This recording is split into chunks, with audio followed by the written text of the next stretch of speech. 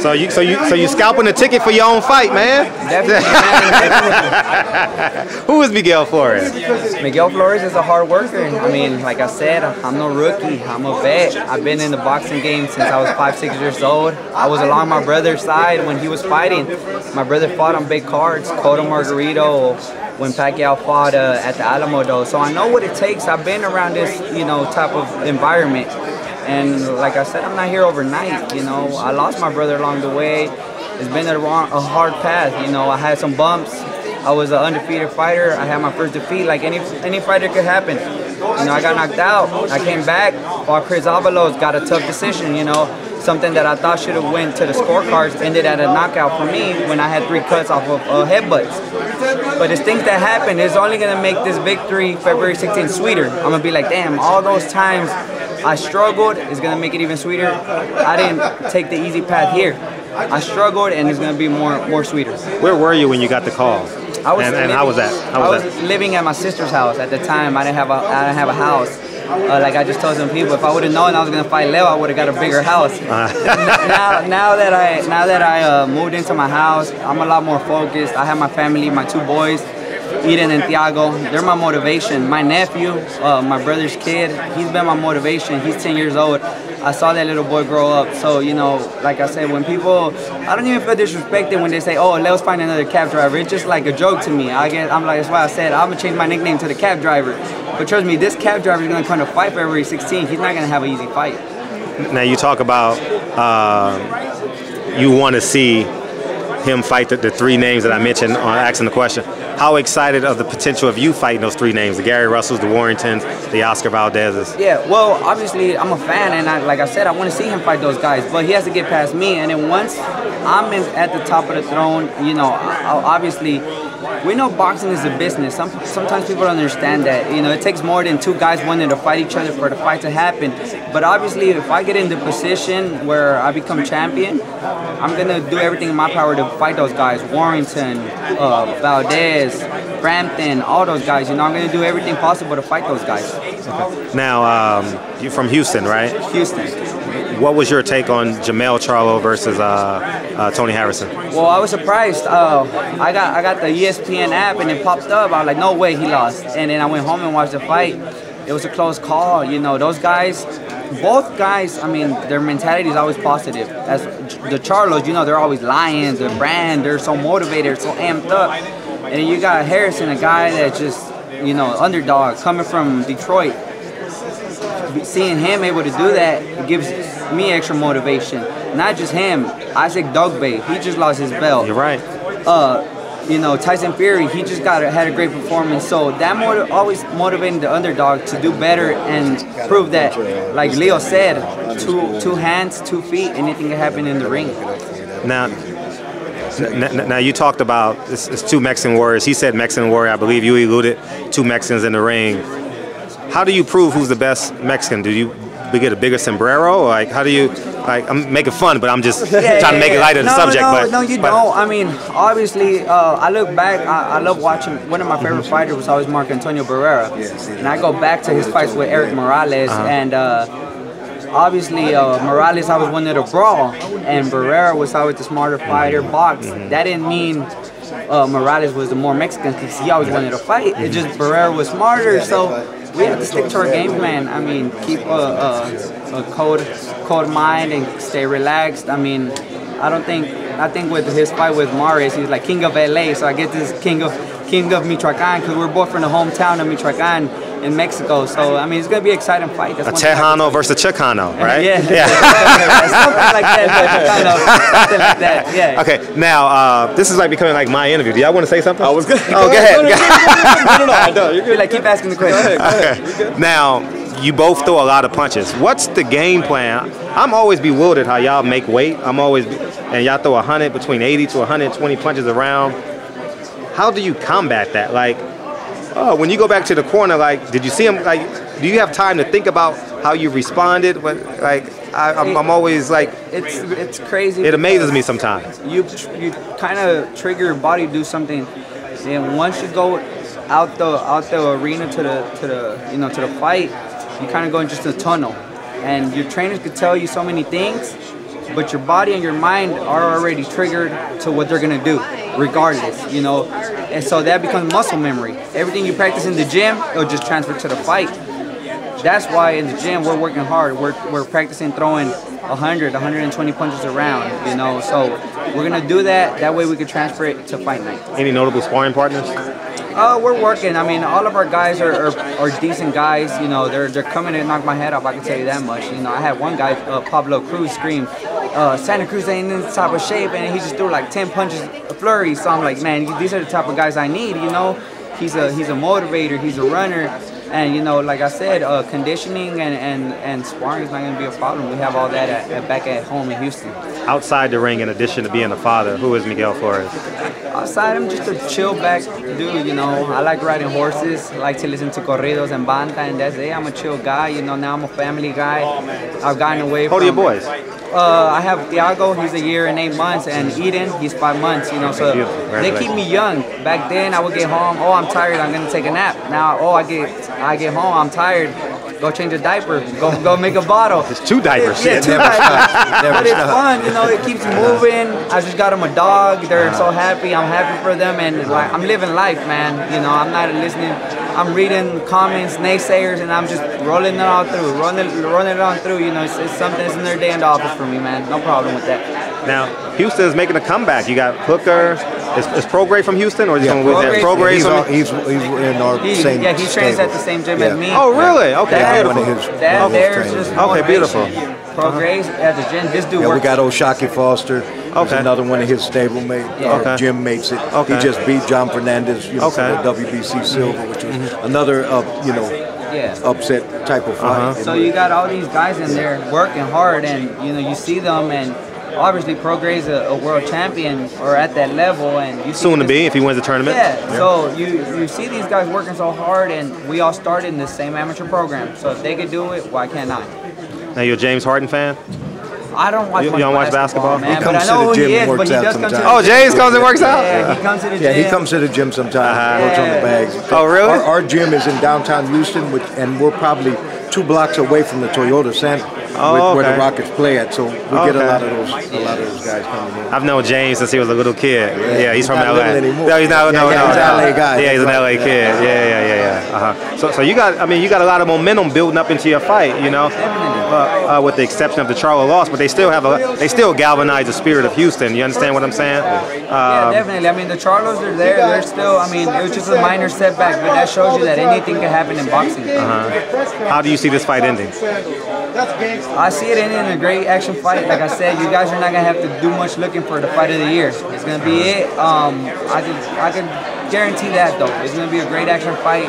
In boxing, you can't always guarantee victory. It's something you can't do. You can't say, I'm going to knock this guy out, because you obviously don't know what's going to happen in 8-ounce gloves. Well, one thing I could say is I'm going to go in there and try to knock his head off like I know he's going to try to knock my head off. Who you calling out after the fight? You got options. Well, I'll have options. I won't have any options because when God willing, I do beat him, I'll have to fight him again. There's a rematch clause. How much time is it? How much? 180 days? Or? I think something like that. I didn't even look at that. I'm worried about handling February 16th first. Appreciate your time. Thank you. Thank you. One thing, the reason he joke about the cab driver thing is because we've been in a fight game a long time. We know people say bum, cab driver, and all that. A fighter is going to beat another fighter in the ring. That's the only guy that will. And Leo put it right. He goes, man, that's fans and the uneducated media guys. Even a lot of the media guys are. You can say you guys. They know what they're. A lot of the media guys know what they're looking at, and some of them are just new guys that don't, and they're quick to. We have a saying with us boxing guys always that, hey, you've never stepped in there, you can't call a guy a bum anyways. Yeah. Because you don't, if you haven't stepped through the ropes at least one time with some gloves on, then you really haven't earned the right to call a guy a bum anyway. But with everything that you see on the social media and whatnot, we don't pay that any mind. The only one that's going to beat Miguel in the ring is Leo Santa Cruz. He's the only one that we're worried about. What everyone else says, and like you say, we see upsets like that. We've seen several of them. They brought up a good point. Before the Fury fight in Wilder, man, Fury's a walkover fight from Wilder. He's going to clip him out. He had to lose 150 pounds. Been out of the gym. He's just coming to get the payday. I was here. I worked on the undercard of that fight. We saw how that went. You know, depending on how you feel about it. You know, the thing with the same thing with the Charlo Harrison. A lot of people, a lot of controversy on what the result was. But the fact that Harrison even was there to get that decision was not what most of the fans and the uneducated media type guys were saying. They said, "Man, this is a walkover fight. He's going to fight Hurd. He's going to fight." You know, they going same thing. You know, Warrington beat him. Frampton. You know, that's another. Dog Bay. I happen to be on that card as well. Dog Bay and Navarrete, you know, was another, you know, another A-side guy losing to a B-side guy. So only the two fighters can win or lose a fight inside the ring, and that's really the only two guys you got to worry about. And the other thing with this kid is, and I've been training him for 18 years. 18 years? 18 years straight. So you've been through a lot. And that's what I'm saying. So this kid had 105 amateur fights. He's got close to 30 pro fights. So like he said, it's not a, you know, he's not a guy that just, you know, popped in there and doesn't know anything about fighting or hasn't earned his right. He's been fighting since he was 8 years old. He's 26 years old. And that, with the exception of when his brother died in the NABF title fight, is the only real time that he's had off in those 18 years. You know, all that, like he said, every summer when he was in school, when other kids are going to the beach or whatever they're doing, him and I were in the car, you know, riding around the tournaments and, you know, and whatnot. And, you know, and he was one of the top amateurs when he was young. It just, him being born in Mexico, once he turned 17 or, you know, 16, 17 area, and the time to get on the U.S. team, he couldn't because of his citizenship issue. And when we went to look at how long it was going to take to get that worked out, it was easier to turn him pro and move him along kind of slow and let him grow into it. It was going to take us 4 or 5 years to get him his citizenship. He would have been 20, 22 years old waiting to get on the team. But he had over 100 amateur fights and won probably 85 or 90. You know, so you know, and the JOs he was killing guys. But like I said, when they get to that point where you get on the U.S. team, you have to be a citizen of the United States. And even though he's been here since he was, you know, very young, he was born in Mexico, and that was our holdup, and why he might not know his name as good as some of the guys that were in the same class as him that he might have beat. Just, you know, for that reason, he wasn't able to get on the U.S. team. But yeah, he's been in the game close to 20 years. What's y'all take on Mikey Garcia, Earl Spence, since we're talking about Houston and underdogs? Man, you know, Texas. You can jump in, feel free. Outside of our own gym and our own stable, Mikey Garcia is probably my favorite fighter out there right now. He's probably the most fundamentally sound, you know, boxer at a high level that you. I mean, he doesn't really do anything wrong and does just about everything right. And so, and he comes from a real boxing family. I mean, one thing about those guys, they build them from the bottom up.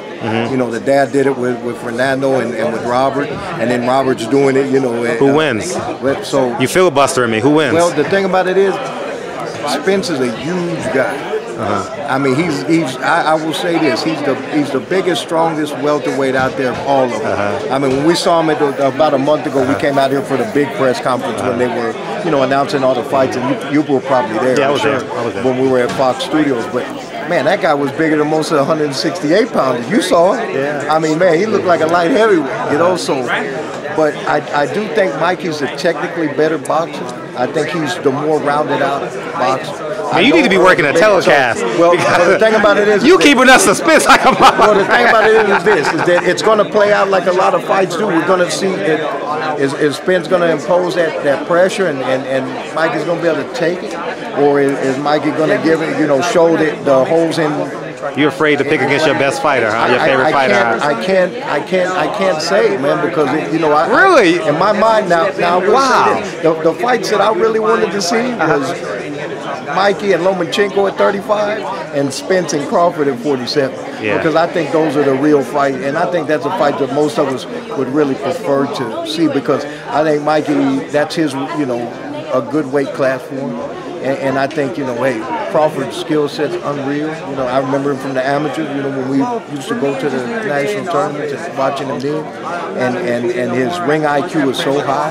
And like I said, Spence is by far, I think, the physically strongest welterweight. I love those two matchups, man. Those are the ones that I would. So you basically answered my question without answering my question. Okay, now let me ask you a question. Who do you like in those two fights? Lomachenko Garcia and Spence and Crawford. I like Garcia. I like Mikey Garcia. I think he's way more technical. physical, and I think his solid technicality shuts down the choppiness of Lomachenko. And more important, I think Lomachenko's too linear. He's too straight. Everything he does is on the line. It's not because when Mikey was in there with AB, who is, whether people like him or not, one, we know he can fucking fight, and two, he's a strong 140 pounds. He's been in there with real welterweights and didn't get clipped out. So he's a physically strong guy at 40, and Mikey was able to handle his strength.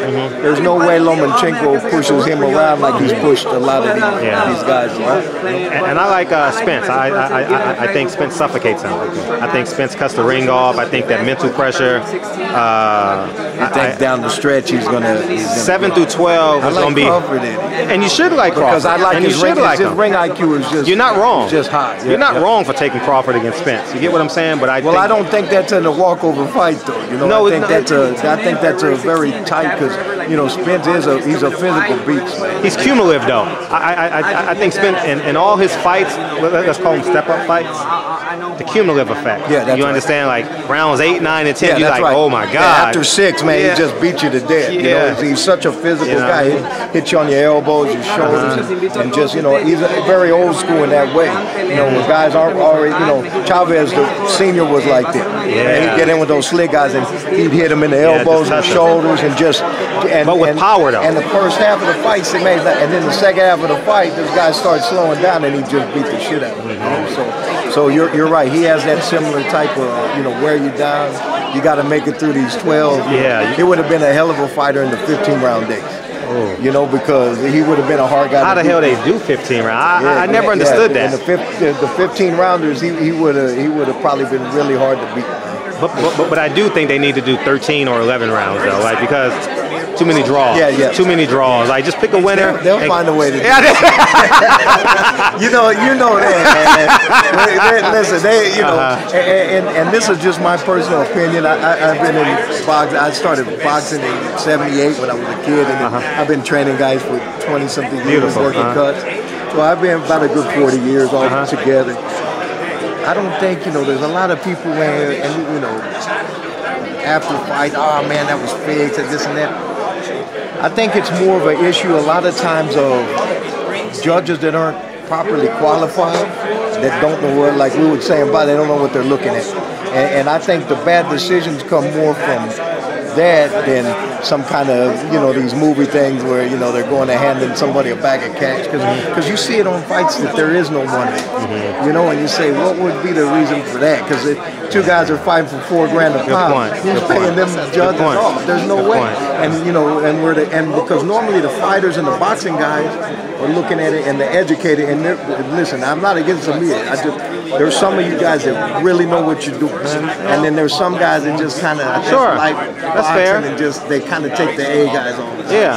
But, and then some of you guys, like I remember when I was at the gym, in the 80s, the reporters this was back when there were newspapers, before. Those guys would be in the gym, watching guys spar, talking to the trainers, talking to the managers. Yeah. They really knew, in other words, they knew the ins and outs. Guys. And they would get there, when the undercard, the prelim fights would start, and watch, the guys that were in the 4 and the 6 rounders. And now you got a lot of these guys coming out, they show up for the co-main and the main. Yeah. Some of them got more followers on Instagram and shit than the fighters do. Yeah, you're right. But they don't really know the fighters and the trainers.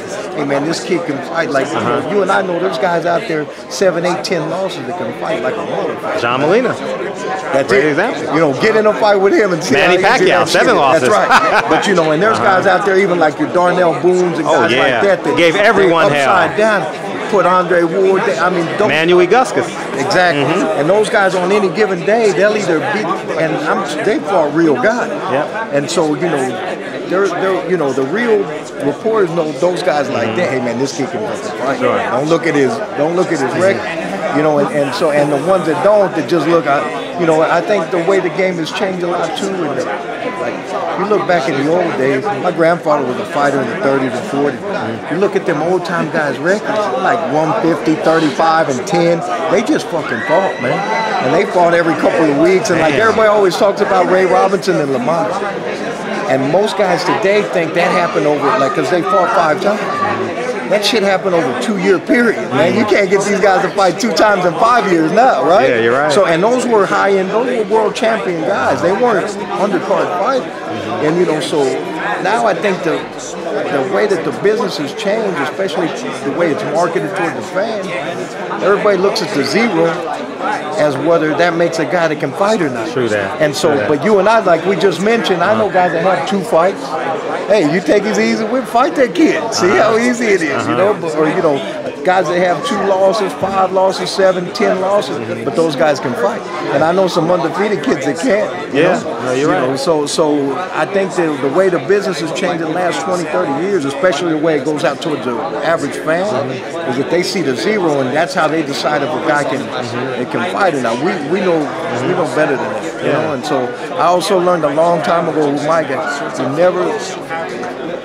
never think that you're gonna know what another man's thinking. You know, if you think he came to lose for you, you're making a huge mistake. You know, like a kid like this, you know, like I said, we read this stuff even when we don't pay a lot of attention to it. But, you know, we know, hey, look, this is a tune-up fight. It's a stay busy fight for Leo till, you know, other things fall in place. But that's not the way that, you know, that we're looking at. You know, this kid's been in the gym every day and fighting his whole land. Look, the good thing about us is we only have one thing to think about every day. We don't have to think about Gary. We don't have to think about Frampton and Warrington. We only have to think about him. So we only have one thing to get up every morning and focus on is him. And look, this kid knows that he's right. It's a lotto ticket. It's an opportunity for him. That most guys that fight never get in this type of fight. Good point. You know that. Good point. But guys like him that start when they're 8 years old, and I've trained more fighters than I can think of, and I've seen even more than that, you know, along the way. Most guys at some point fall out before it gets to this point, whether it's because of their skill level or it's the business end of it or if it's life, you know, because, you know, I always think a lot more guys have got beaten in boxing out by the shit that happens outside the ring than ever what happens in the inside part's the easiest part, sure. You know, especially being around the pro end of this. You know, the business end of this shit sometimes kills. It's draining. Because guys got a family they got to take care of, and they have a fight they get ready for 3 months, and then it falls out, and they say, hey, coach, man, I got to take care of my kids. I got to take care of my wife. I got to go back to work. I got to do this and that, or, you know, so on and so forth. Or they just get discouraged with it, or they get a manager that didn't really know what he's doing, or, you know, so on and so forth. So, you know, a lot of those guys, even really good fighters along the way, never make it to the point where they're fighting for, you know, for a world championship. You know, and so, you know, for a kid like this that's been fighting almost 20 years straight, you know, he knows, hey, man, this is my shot, man. This is a shot for him. So believe me, he's taking it serious. We know we got invited to the dance. We're not happy just to show up. We want to leave with the girl and, you know, and spend the night. You know, well, so good luck. So good luck. We're not them guys, you know. And our gym has been a good one. Over the last 30 years, we probably had 30+ world champions come out of it. Beautiful. So, like I said, it's not our first time here, and we're just excited to be there, and we're glad to be there. You know, we know it's a big fight, but we're preparing and coming to win the fight, not just to be there and say, hey man, we fought for the world title. You know? So, well, good luck. I appreciate your time. Hey, thank you, no, brother. Thank you, man. Thanks for listening to Boxing Guy. Oh, all the time.